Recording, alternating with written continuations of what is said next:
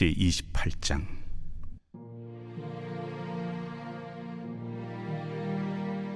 안식일이 다 지나고 안식 후 첫날이 되려는 새벽에 막달라 마리아와 다른 마리아가 무덤을 보려고 갔더니 큰 지진이 나며 주의 천사가 하늘로부터 내려와 돌을 굴려내고 그 위에 앉았는데 그 형상이 번개 같고 그곳은 눈같이 희거늘 지키던 자들이 그를 무서워하여 떨며 죽은 사람과 같이 되었더라. 천사가 여자들에게 말하여 이르되 너희는 무서워하지 말라.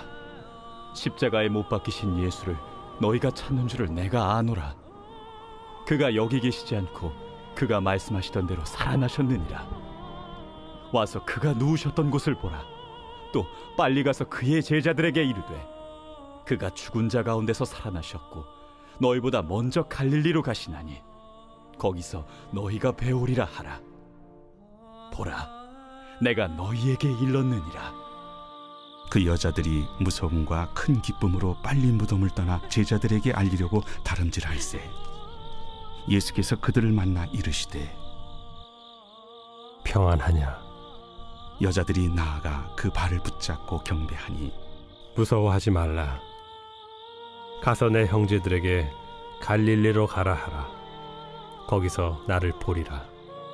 여자들이 갈 때 경비병 중 몇이 성에 들어가 모든 된 일을 대제사장들에게 알리니 그들이 장로들과 함께 모여 의논하고 군인들에게 돈을 많이 주며 너희는 말하기를 그의 제자들이 밤에 와서 우리가 잘 때 그를 도둑질하여 갔다 하라. 만일 이 말이 총독에게 들리면 우리가 권하여 너희로 근심하지 않게 하리라. 군인들이 돈을 받고 가르친 대로 하였으니 이 말이 오늘날까지 유대인 가운데 두루 퍼지니라. 11 제자가 갈릴리에 가서 예수께서 지시하신 산에 이르러 예수를 배웠고 경배하나 아직도 의심하는 사람들이 있더라. 예수께서 나와 말씀하여 이르시되 하늘과 땅의 모든 권세를 내게 주셨으니 그러므로 너희는 가서 모든 민족을 제자로 삼아 아버지와 아들과 성령의 이름으로 세례를 베풀고 내가 너희에게 분부한 모든 것을 가르쳐 지키게 하라. 볼지어다 내가 세상 끝날까지 너희와 항상 함께 있으리라. 여러분, 예수님의 두 가지 위대한 초대를 기억하고 계십니까? 첫째는 마태복음 11장에 기록되어 있는 쉬운 멍에를 메라입니다. 우리를 쉬운 멍에로 초대하셨다는 것입니다. 수고하고 무거운 짐진 자들아 다 내게로 와라. 내가 너희를 쉬게 하리라. 나는 마음이 온유하고 겸손하니 나의 멍에를 메고 내게 배우라. 그러면 너희 마음이 쉼을 얻으리니 이는 내 멍에는 쉽고 내 짐은 가벼움이라. 예수님은 동물 소 2마리가 멍에를 함께 메고 짐을 끈다는 의미로서 우리에게 이렇게 말씀하시는 겁니다. 제자인 너희들은 나와 함께 이 멍에를 메고 가는 사람이니 혼자 끙끙대거나 혼자 그 짐을 무겁게 여길 필요가 없다는 것입니다. 우리 인생이, 우리의 사명이, 영적인 삶이 힘든다는 것은 거짓말입니다. 결코 그렇지 않고 오히려 쉬운 길이라 말할 수 있는 것은 이 짐은 예수님의 짐이라는 사실과 이 짐은 나 혼자 지는 것이 아니라 저 반대편에서 나와 함께 그 짐을 늘 함께 메고 계시는 예수님이 계시기 때문이라고 말씀하고 계십니다. 이 말씀을 내 삶에 온전히 들여놓지 않으면 우리는 절대 하나님 나라 안에서 안식할 수 없을 것입니다. 저는 이렇게 생각합니다. 이것 때문에 예수님이 이 땅에 오셨고 이 삶을 보여주시기 위해 사셨고 또 그렇게 죽으셨다고 확신합니다. 두 번째, 예수님의 위대한 초대는 오늘 마태복음 28장 마지막 절에 예수님께서 친히 우리에게 주신 말씀입니다. 바로 가서 제자 삼으라. 저는 또한 확신합니다. 우리가 매일매일 삶이 정말 쉬운 멍에처럼 느껴지고 그렇게 살아가려면 이 지상명령을 따라야 가능하다고 생각합니다. 이 메시지 속 안으로 들어갈 때 거기서 우리는 쉬운 멍에가 있음을 보게 될 것입니다. 왜냐하면 우리의 영혼은 하나님 나라의 전령이 되어 그분과 더불어서 복음을 전하고 제자를 삶을 때 가장 행복한 존재가 되기 때문입니다. 부정할 수 없는 진리입니다. 오늘의 말씀 18절로 20절까지의 말씀입니다. 예수께서 나와 말씀하여 이르시되 하늘과 땅의 모든 권세를 내게 주셨으니 그러므로 너희는 가서 모든 민족을 제자로 삼아 아버지와 아들과 성령의 이름으로 세례를 베풀고 내가 너희에게 분부한 모든 것을 가르쳐 지키게 하라. 볼지어다 내가 세상 끝날까지 너희와 항상 함께 있으리라 하시니라. 저는 이 예수님의 말씀이 이렇게 들립니다. 모든 권세가 나에게 있다.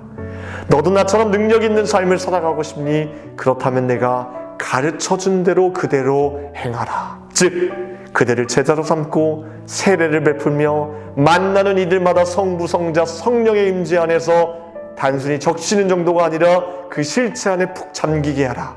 이 삶이 영혼을 살고 현재를 살아갈 쉽고도 강건한 길이다. 할렐루야. 저는 사실 오늘의 말씀을 읽으면서 가장 감동이 되었던 부분은 따로 있었습니다. 그것은 9절 말씀에 나와 있는 예수님의 이 질문이었습니다. 평안하냐? 그 새벽에 예수님의 무덤으로 찾아간 주님의 제자들이 예수님께서 사망 권세를 이기시고 부활하셨다는 소식을 천사들에게 듣자마자 느꼈던 감정이 있었습니다. 한편으로는 기쁘지만 또 한편으로는 무섭고 두려웠던 모양이었습니다.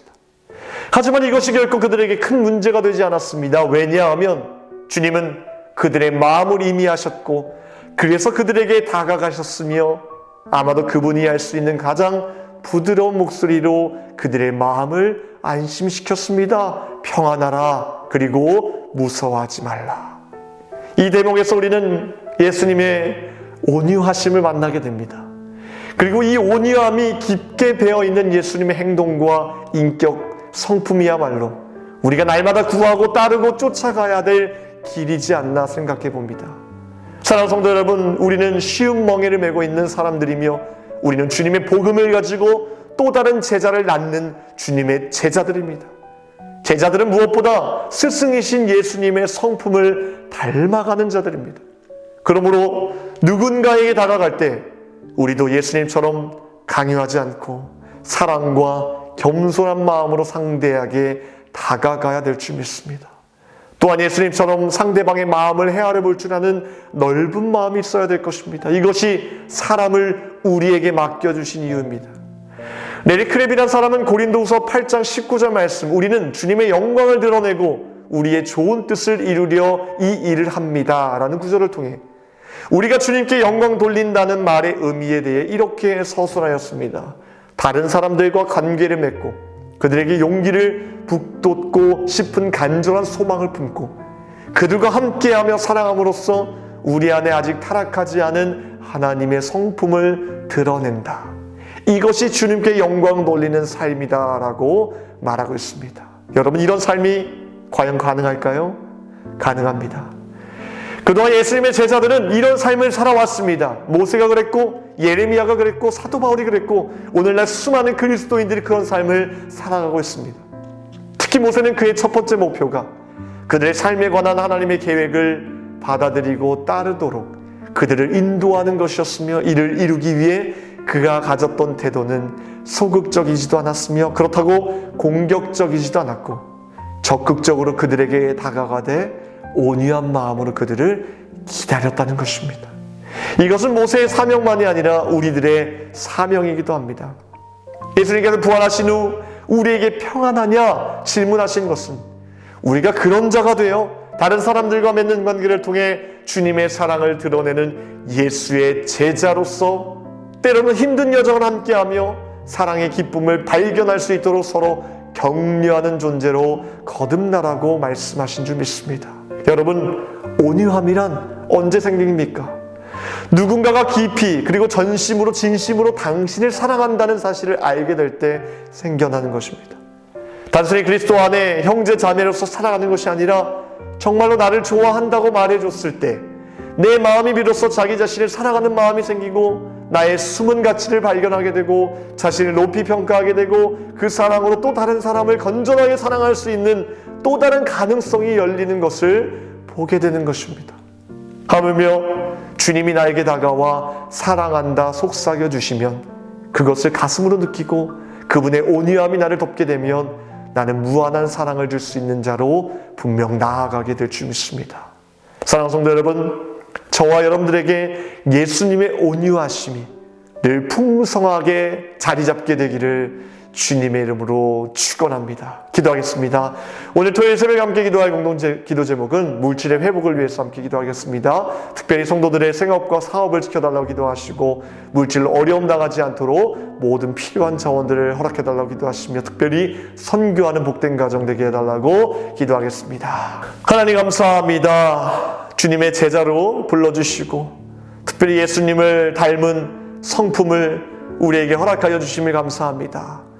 주님의 온유하심을 닮아 우리에게 맡겨주신 영혼들에게 복음을 증거하고 그들이 주님 품에 거할 수 있도록 우리가 그들의 심령을 헤아려 볼 줄 알고 그들을 위해 중보기도 하며 그들을 위해 하나님 평안함으로 인도해 줄 수 있는 중보자의 역할을 감당할 수 있도록 주님 인도하여 주시옵소서. 우리를 그런 자로 세워주신 줄 믿습니다. 앞으로도 주님께서 허락하신 귀한 사명들 잘 감당할 수 있도록 주님 인도하여 주시옵소서. 우리 사랑하는 성도님들의 생업과 사업을 지켜주시고 물질로 인해 어려움 당하지 않도록 인도하여 주시옵소서. 세우신 주의 사자 목사님 강건하게 붙들어 주시며 하나님 평안을 더하여 주시며 말씀을 증거하실 때마다 회복과 치유의 역사를 이루어 주시옵소서. 모든 것 감사드리오며 예수 그리스도의 이름으로 기도하옵나이다. 아멘.